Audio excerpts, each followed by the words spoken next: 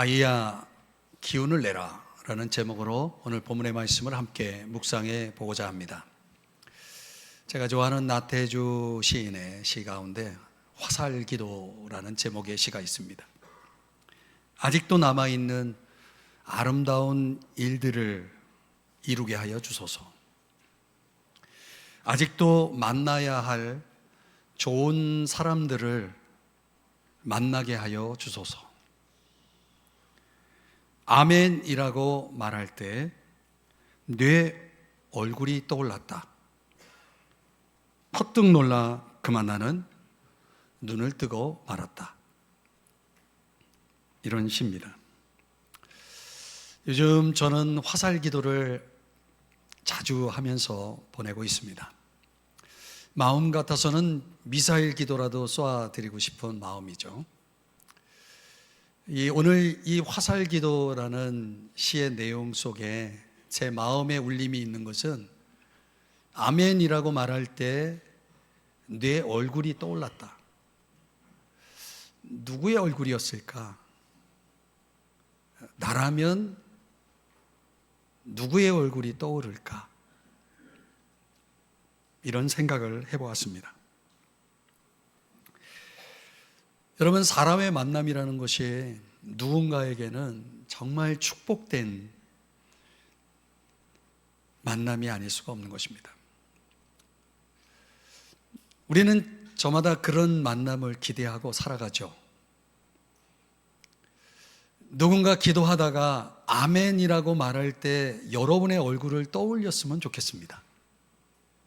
내 얼굴이 생각날 만큼 그 아멘의 고백 속에서 좋은 만남이 여러분 삶 속에 풍성히 있어지기를 주의 이름으로 축복합니다.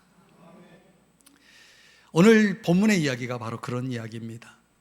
한 중풍병자가 있었는데, 중풍병이라고 하는 것은 당시로 말하면 불치병입니다. 미래를 포기하며 살아야 될 병입니다. 어떻게 보면 정말 절망적인 그런 운명이라고도 하겠습니다. 그런데 그 사람이 어느 날 뜻밖의 선물을 받게 됩니다. 누군가의 도움을 받은 것입니다. 오늘 성경 2절의 말씀을 더 메시지 번역에서는 이렇게 소개합니다. 감동하신 예수께서 중풍병자에게 말씀하셨다. 기운을 내어라, 아들아. 중풍병자를 향해서 주님이 이렇게 말씀을 하셨다는 것입니다. 주님이 무엇 때문에 그렇게 감동을 하셨을까요? 주님이 그렇게 이 운명적인 절망 속에 살았던, 미래를 포기해야 했던, 그러나 너무나 소중한 존재인 이 중풍병자에게 찾아온 이 치유의 기적, 구원의 기적을 오늘 주님이 그 표현 속에 담고 있다는 것이죠. 어떻게 그런 일이 벌어질 수 있었느냐? 누군가의 도움이 있었다는 것입니다. 오늘 성경은 그들을 이렇게 소개합니다. 2절에 보니까 사람들이 누군지는 몰라요. 그런데 마가복음 2장 3절 동일 사건을 소개하고 있는 본문을 들여다보니까 4명의 사람이 있었다라고 말씀을 하고 있습니다. 숫자가 나와요. 그 한 사람을 돕기 위해서 4명이 동원이 됐다는 것입니다. 저는 이걸 주목하고 싶은 거예요.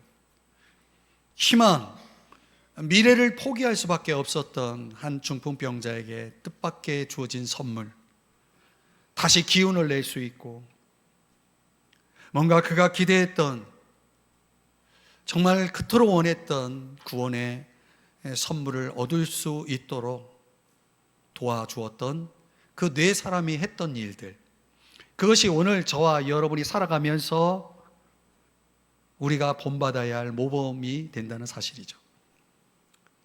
그것이 무엇일까? 첫 번째는 믿음입니다. 믿음. 여러분, 우리가 누군가를 돕기 위해서는 믿음이 필요하다는 거예요. 왜 그럴까요? 자, 예수님이 이 중풍병자를 고치신 결정적인 이유를 오늘 성경 2절에서는 이렇게 말씀을 하고 있습니다. 믿음을 보시고. 그러니까 예수님이 중풍병자를 고치는 이 놀라운 기적은 무엇 때문에 일어난 일이냐면 믿음 때문이었다는 거예요. 중풍병자가 가지고 있는 믿음이 아니라 그들의 믿음을 보시고, 그러니까 이 중풍병자를 돕고자 했던 네 사람의 믿음을 보시고, 그럼 도대체 그 믿음은 어떤 믿음이었을까를 보면은 오늘 성경에 그 믿음이라는 것이 이렇게 소개됩니다. 데리고 오거늘 그랬어요. 그 사람을 데리고 왔다는 거예요. 그 데리고 온 행위를 예수님은 그들의 믿음으로 보셨다는 거예요. 그렇게 설명할 만한 이유가 그런 거죠. 사람들이 중풍병자를 도울 수 없었어요. 그거는 불치병이에요. 사람이 할 수 있는 일이 아니죠. 그런데 이 사람들이 생각한 거예요. 만약 이 중풍병자를 우리가 도울 수는 없지만, 그를 고쳐줄 수는 없지만, 그가 고침을 받을 수 있도록 예수님께 데리고 갈 수는 있다.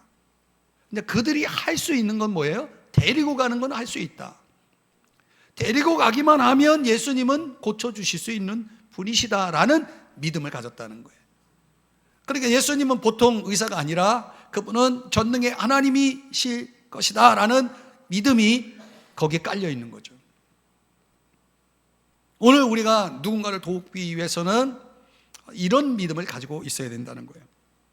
그러니까 믿음이라는 것이 그냥 우리 안에 내재되어 있는 그런 차원의 믿음이 아니라 구체적으로 행동으로 드러나는 믿음을 가리키는 겁니다.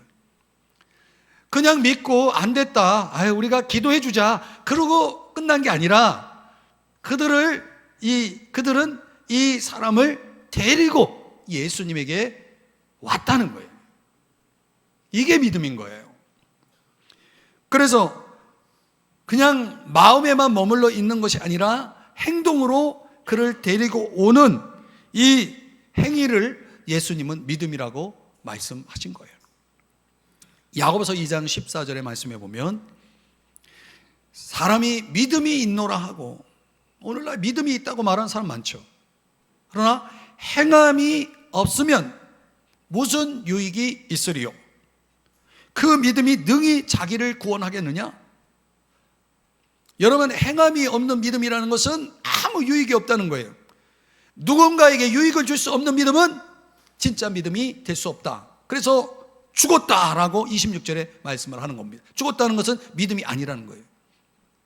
다른 사람에게 도움을 줄 수 없는 믿음은 그냥 나만 잘 믿겠다라고만 하는 믿음은 그는 자기를 구원할 수 없다는 거예요.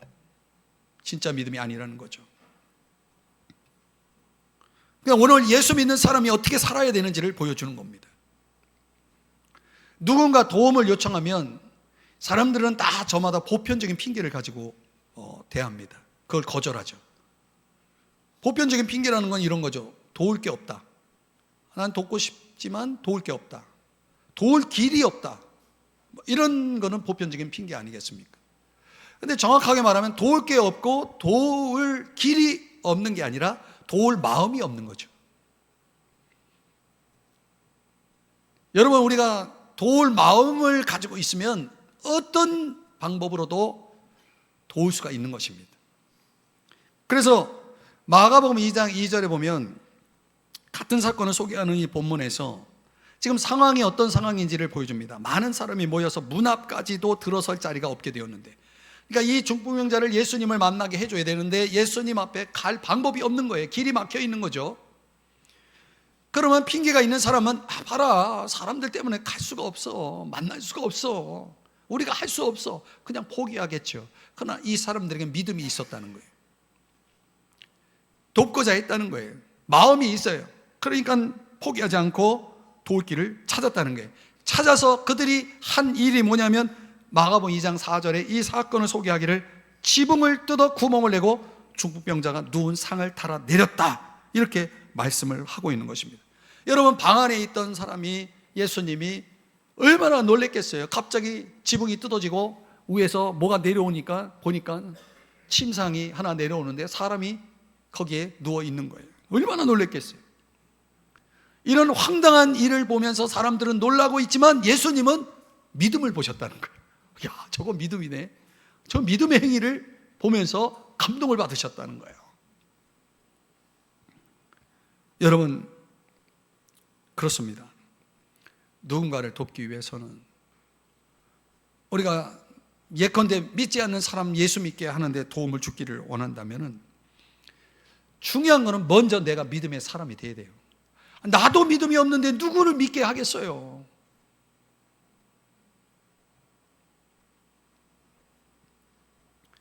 여기서 말하는 믿음이라는 것은 그냥 마음속에 믿습니다가 아니라 행함이 있는 믿음이 있는 사람이 되어야 한다는 거예요.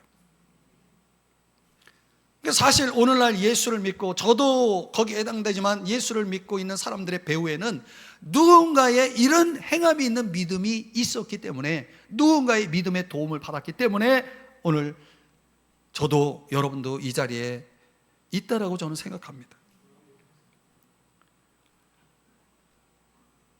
누군가를 위해서 기도하고 그 사람이 믿음을 가질 수 있도록 내가 뭔가 구체적인 어떤 행동을 통해서 도왔기 때문에 오늘 우리가 이 자리에 있는 것입니다. 좀 오래된 이야기지만 이런 이야기가 있어요. 어느 집사님이 자기 남편을 구원하기 위해서 그렇게 애를 쓰는데 안 되겠다 싶어가지고 새벽 기도를 1년 작정을 했다고 합니다. 남편 구원을 위해서 1년이 다 가도록 새벽을 열심히 깨워서 기도를 하는데 한 번만 가달라고 아무리 애원을 해도 남편의 마음이 움직일 생각이 없어요. 요지부동이에요. 어느 날은 마음의 감동을 받았는지 새벽 기도를 나가는 마당에 남편 구두가 눈에 보이는 거예요. 그래서 이 구두를 봉투에다 담아가지고 새벽 기도를 나간 겁니다. 그리고 이 단상에다가 남편 구두를 올려놓고 하나님 앞에 엎드려서 기도 시간에 기도를 하면서 이렇게 기도를 한 겁니다. 하나님, 구두가 먼저 왔습니다. 이제 이 구두 주인이 오게 해주세요. 그리고 간절히 기도를 했다는 거예요. 여러분, 이게 얼마나 황당한 일이에요. 지붕 뜯어가지고 침상을 달아내린 거랑 다를 거 없어요.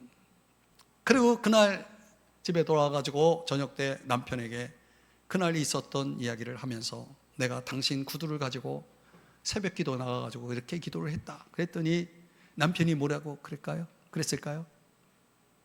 당신 돌았구나. 근데 웬일입니까? 그 다음 돌아오는 주일에 남편이 교회를 따라 나섰다는 거예요. 이렇게 아멘이 기어 들어갑니까? 남편이 따라왔다는데 기분 나빠요? 따라 나온 거예요. 그러니까 시간이 지나서 나중에 도대체 그때 무슨 마음으로 나를 따라왔냐고 남편에게 물었더니 남편이 하는 말이 지극히 상식적이에요. 얼마나 내가 교회 가기를 원했으면 내 구두를 가지고 가가지고 새벽에 기도했겠냐. 내가 당신 소원을 들어주지 않는다는 건 인간의 도리가 아니라는 생각이 들어서 따라왔다. 저는 이런 남편의 마음도 주님의 기도 응답이라고 저는 생각하는 거예요. 여러분, 사람 마음이요 한순간 돌아섭니다. 이렇게 그 마음이 움직일 수 있었던 것은 구두를 가지고 나오는 행함이 있는 믿음을 주님이 보셨기 때문에 거기에 응답을 하신 거예요. 그렇다고 여러분 이번 주일에 여러분 남편 구두를 가지고 나올 생각은 하지 마세요. 그렇다는 겁니다. 여러분, 주님은 지금 우리의 무엇을 보시기를 원하십니까? 그분은 다른 거 안 봐요. 우리의 믿음을 보시기를 원하는 거예요. 우리의 믿음이라는 게 있는지 없는지 알 게 뭐예요? 행함이 있는 믿음. 믿음이 있다면 믿음을 보여주라는 거예요. 어쩌면 우리의 문제가 그토록 더디 응답되는 것은 주님이 보고자 하시는 그 믿음이 없기 때문이 아닐까요? 믿음의 사람이 되시기를 바랍니다. 믿음을 구하시기를 바랍니다. 그러면 여러분 그 믿음을 보여주시라는 거예요. 남편의 마음이 바뀌었잖아요. 주님도 감동을 받으셨잖아요. 중풍병자를 고쳐주셨잖아요. 뭐 때문에? 믿음 때문에. 오늘 우리에게 필요한 게 뭐예요? 믿음인 거예요. 행함이 있는 믿음. 오늘 이 자리에 계신 우리 모두가 다 이 믿음을 가질 수 있기를 주의 이름으로 축복합니다. 두 번째로 오늘의 이 축복된 만남의 배후 속에 역할을 했던 네 사람이 가지고 있었던 것이 뭐냐면, 그들이 보여준 것은 희생이었다는 거예요. 자, 여러분, 이 중풍병자가 예수님을 만나기 위해서는 말씀드린 대로 상당한 모험적인 행동이 뒤따랐다는 거예요. 마가복음 2장 4절에 보니까 그 행동 구체적으로 이렇게 표현하고 있습니다. 지붕을 뜯어 구멍을 냈다. 당시에 이 주택 구조라고 하는 것이 지붕의 설치는 이런 평행 목재를 이렇게 깔아놓고 거기다 엇갈려서 막대기를 놓고 그 위에다가 여러 가지 갈대나 나뭇가지를 얹고 엉겅퀴를 얹고 그 다음에 흙을 얇게 올려놓는 그런 차원의 지붕 공사로 이루어졌다는 거예요. 그러니까 마음만 먹으면 뜯을 수는 있어요. 뜯는 것은 가능해요. 근데 지붕을 뜯었다는 이 행위 자체 속에 뭘 의미하는 거냐면 적어도 세 가지가 극복이 돼야 되는 거예요. 하나는 시간이 필요했다는 거예요. 그 사람 많고 복잡한 곳에서 그 일들을 수행하기 위해서는 그들이 시간을 내 수고를 하지 않으면 안 되었다는 것이고, 남의 집 주방을 지금 뜯고 있는 사람을 보면서 거기에 인파들 몰려있는 사람들이 보면서 얼마나 비난하고 그 일을 하지 못하도록 왜 남의 집 지붕을 뜯어내냐고 저항하는 사람들이 있었을 수 있지 않습니까? 그런 것들을 감수해야 했다는 거죠. 거기다 멀쩡한 남의 집 지붕을 뜯었으니 어떻게 해요? 나중에 이 사람이 고침을 받을지 말지 모를 일이지만 어떻든 나중에는 다시 원상복귀를 시켜야 되니까 자기가 그 비용을 다 대야 되는 거예요. 그러면 여러분, 이게 뭡니까? 그러니까 이런 희생이 뒤따름에도 불구하고 이 중풍병자를 돕겠다는 집념 하나 가지고 물러서지 않고 그 일을 했다는 거예요. 여러분, 세상 만사는 다 이렇게 이루어지는 겁니다. 위대한 일은, 가치 있는 일은 대가를 치르지 않으면 이루어질 수가 없는 거예요.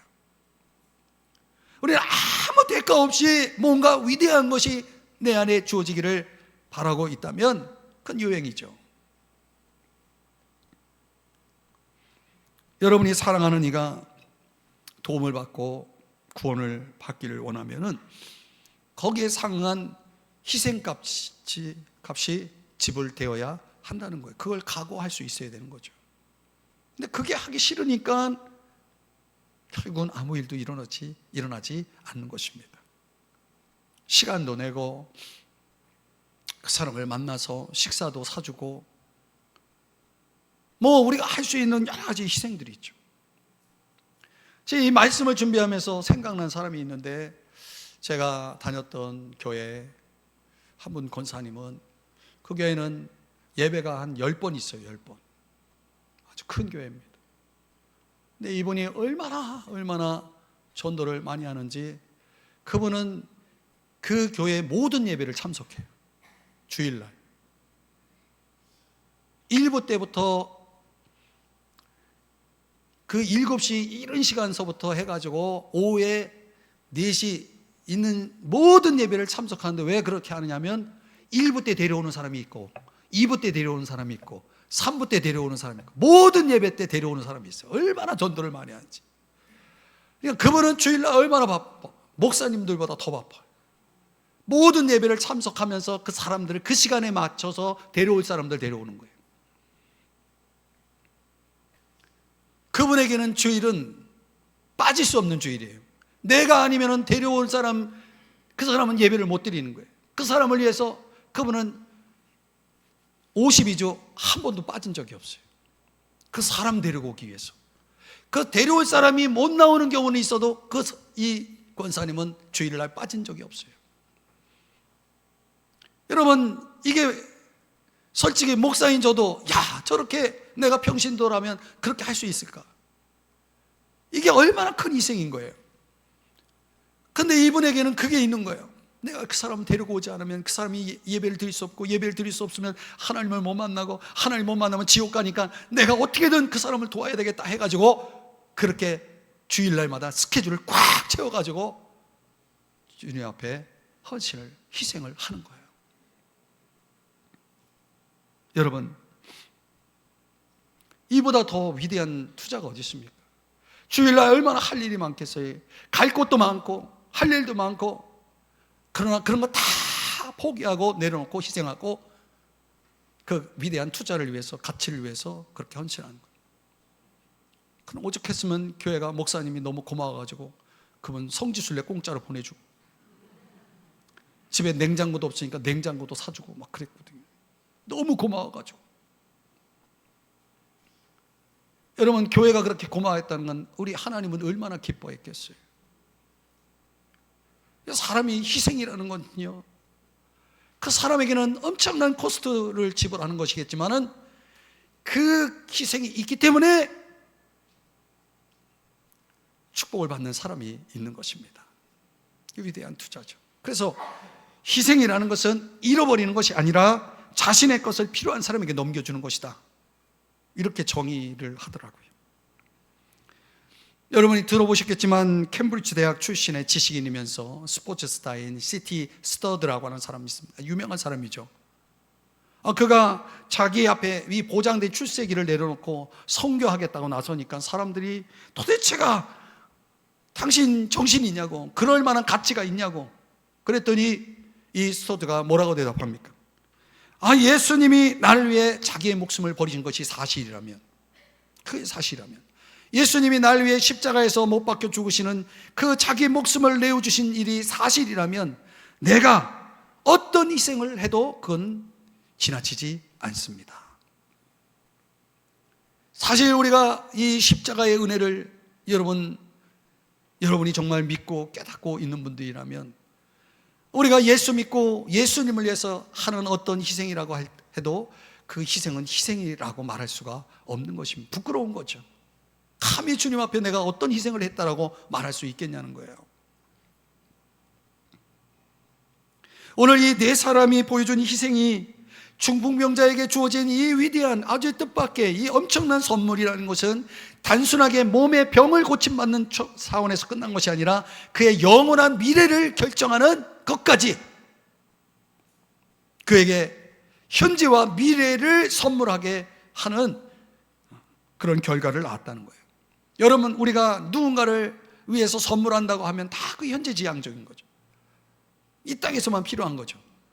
그러나 이 네 사람의 희생이 결과로 중풍병자에게 제공한 선물은 미래를 열게 하는 그런 놀라운 선물이었다는 거예요. 비교할 수 없는 거죠. 이 네 사람은 그저 중풍병자가 고침받기만을 바라는 마음, 한 가지 그 마음 가지고 예수님에게 데려왔지만은, 예수님은 이 중풍병자를 향해서 제일 먼저 2절 말씀해 보니까 내 죄 사함을 받았느니라, 이렇게 말씀을 했다는 거예요. 왜 이렇게 말씀하셨는가? 중풍병이나 고쳐주시지 왜 죄 사함을 받았다라고 말씀하시는가? 그것은 결과적으로는 6절에 내가 일어나서 침상을 가지고 집으로 돌아가라 했으니까 육체적인 병도 고침을 받았지만은, 예수님의 관심은 이 사람에게 육체적인 병만 고침받는 것이 아니라 그 내면까지, 그 내면, 영혼, 죄사함, 이 영적 치유가, 내면 치유가 없이는 이 사람 몸만 고침받고서는 행복해질 수 없다는 걸 아셨기 때문에. 사람이요, 몸 건강하다고 행복합니까? 여러분, 건강하신 분 한번 솔직히 말해보세요. 여러분, 건강하다고 행복합니까? 그런 거 아니잖아요. 인간의 근본적인 문제는 다 내면 속에 있는 겁니다. 그러니까 우리의 속이 건강하지 않으면, 우리의 속이 깨끗해지지 않으면, 행복해지지 않으면 겉이 아무리 화려해도 그 사람은 행복할 수가 없는 겁니다.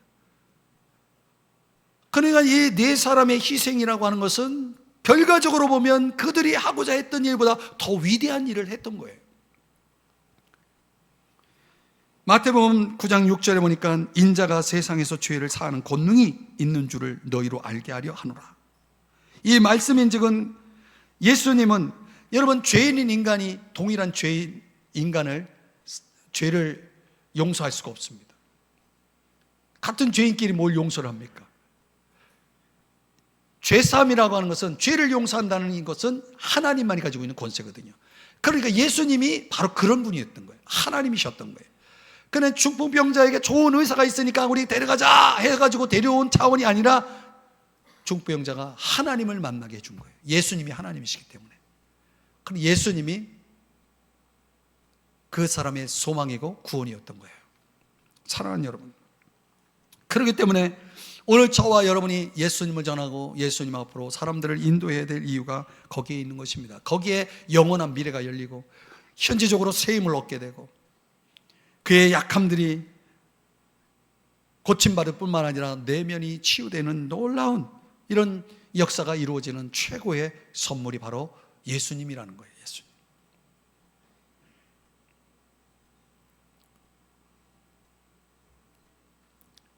중세기에 그 수도에 매진하던 한 노 수도사가 이제 수련을 다 마치고 마을로 돌아왔을 때 그 수도사에게 수많은 질문들이 쏟아졌다고 합니다.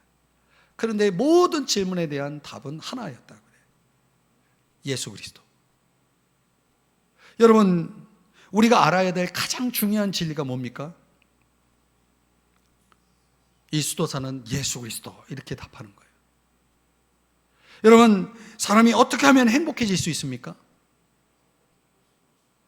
답을 좀 해보세요. 답을 가르쳐 드렸잖아요. 사람이 어떻게 하면 행복해질 수 있습니까? 어떻게 하면 염려에서 해방될 수 있습니까? 왜 이렇게 답이 기죽어 가지고 하나 매가리가 없이 이렇게 답을 하십니까? 어떻게 사업에서 성공할 수 있습니까? 어떻게 하면 우리 자녀들이 학업에서 발전하고 성취할 수 있습니까? 학원 보낼 생각하지 말고 교회를 보내서 예배를 드리게 하라는 거예요. 예수를 만나게 하라는 거죠. 예수 그리스도가 답이라면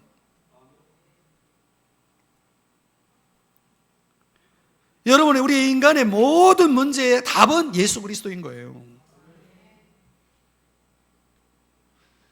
옛날 얘기지만 지금은 돌아가신 김중곤 목사님, 그 목사님이 딸이 있는데 딸을 시집 보낼 때 사윗감이 이제 인사를 오면 인터뷰를 했다고 그래요.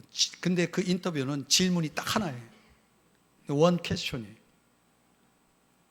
이게 둘째 딸이 시집을 가겠다고, 결혼하겠다고 하니까 이제 둘째 사위가 지금의 이제 컴패션이라고 하는 이 단체의 대표이신 서정인 목사님인데, 그분이 이제 장인 어른 되실 분을 만나러 와서 이제 인사를 드리는데 김종호 목사님이 그 원 퀘스천을 던진 거예요. 그게 뭐냐면, 자네는 예수 그리스도를 어떻게 생각하나? 이렇게, 이게 이제 사윗감을 찾는, 사윗감의 기준이 되는 이 질문, 유일한 질문이었다는 거예요. 그랬더니 이 서정희 목사님이 장인 되실 분 앞에서 큰 소리로 이렇게 대답했다는 거예요. 죽도록 사랑합니다. 그러니까 김중훈 목사님이 눈물을 글썽이면서 됐네, 그걸 허락했다는 거예요. 여러분, 예수 그리스도가 우리 인생의 모든 질문의 답이라면, 예수 그리스도를 죽도록 사랑하는 사람이면 된 거 아닙니까?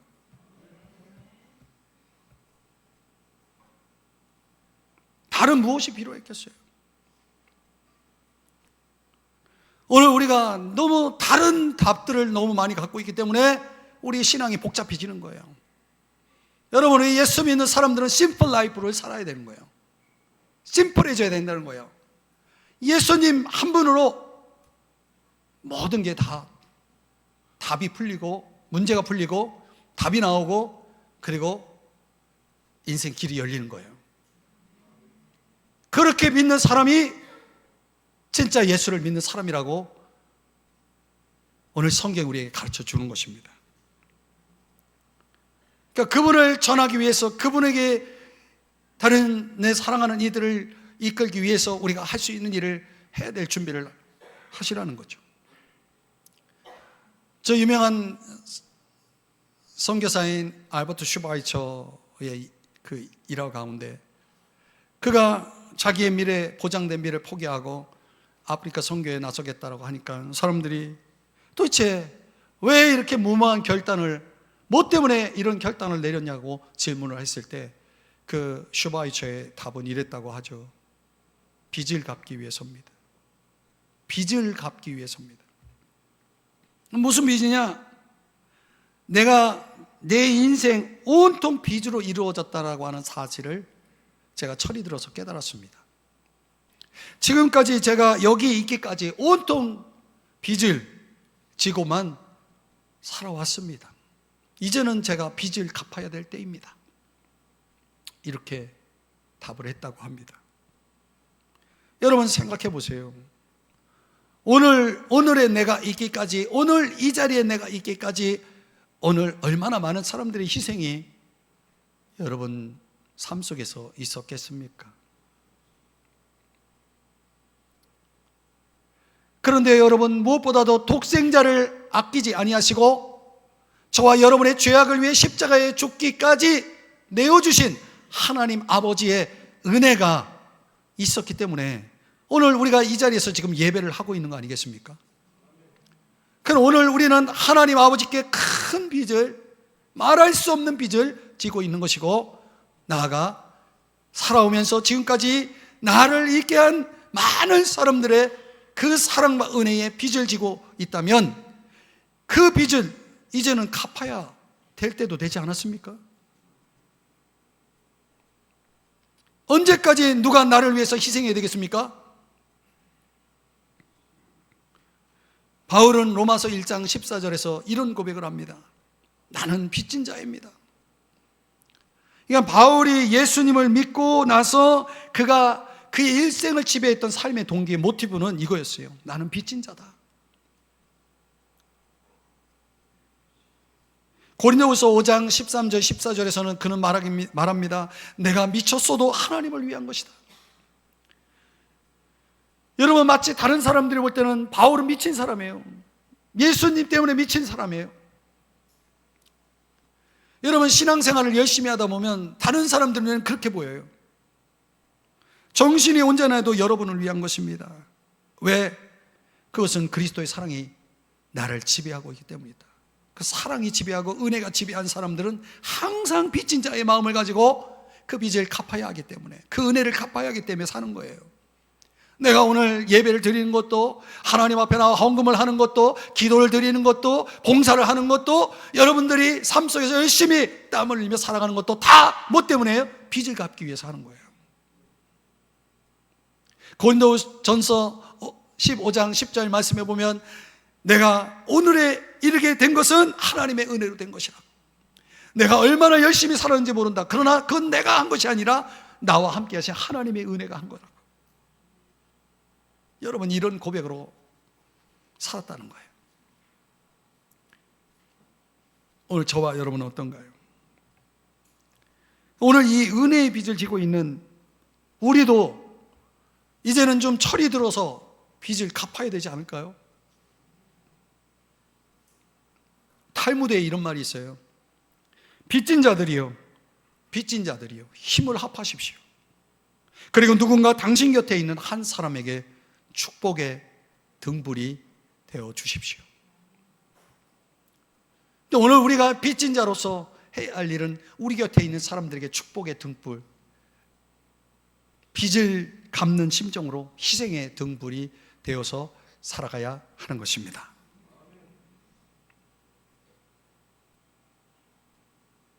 빚을 청산합시다. 말씀을 정리하겠습니다. 오늘은 시로 시작해서 시로 마치는데, 제가 좋아하는 시 가운데 하나가 윤동주 님의 애기의 새벽이라는 시가 있어요. 짧은 시인데 얼마나 감동을 주는 시인지 모릅니다. 우리 집에는 닭도 없단다. 다만 아기가 젖달라 울어서 새벽이 된다. 우리 집에는 시계도 없단다. 다만 아기가 젖달라 보채어 새벽이 된다. 이 윤동주 님이 이 시를 지을 때는 닭도 없고 시계도 없는 절망의 시대 속에서 그는 아기의 울음 속에서 새벽을 맞이한다. 새벽이라는 건 희망의 미래를 가리키죠. 저는 이 시를 통해서 제 마음에 오늘 설교와 적용하면서 새벽이라는 희망의 미래는 오늘의 아기의 울음소리와 함께 찾아온다는 거죠. 그러니까 믿음으로, 희생으로, 눈물로 새벽이 되는 것입니다. 그런데 그 새벽 때에 베드로는 주님의 음성을 들었죠. 오늘 이 중풍병자도 주님의 음성을 듣게 되는 것입니다. 그 새벽에 아야, 기운을 내라, 용기를 내라, 힘을 내라. 여러분, 우리 모두가 이런 믿음으로, 희생으로 눈물을 흘릴 때에 누군가에게는 새벽이 찾아오는 것입니다. 우리가 그렇게 살아야 된다는 거예요. 주님의 세임 주시는 음성을 듣고 누군가 벌떡 일어나서 희망의 미래를 향해 나아갈 수 있도록 저와 여러분이 뭘 해야 되겠습니까? 믿음의 일을 하고 희생의 일을 해야 한다는 거예요. 그게 오늘 여러분에게 주님이 들려주시는 이야기인 것입니다. 도전인 것입니다. 여러분의 인생 속에 새벽이 찾아오기를 주의 이름으로 축복합니다. 기도하겠습니다. 하나님 아버지, 오늘 이 말씀대로 믿음으로, 희생으로 희망의 미래 새벽을 맞이하는 우리 모두가 되게 하여 주시옵소서. 감사드리며 예수님의 이름으로 간절히 기도드립니다. 아멘. 다 같이 자리에서 일어나서 영광송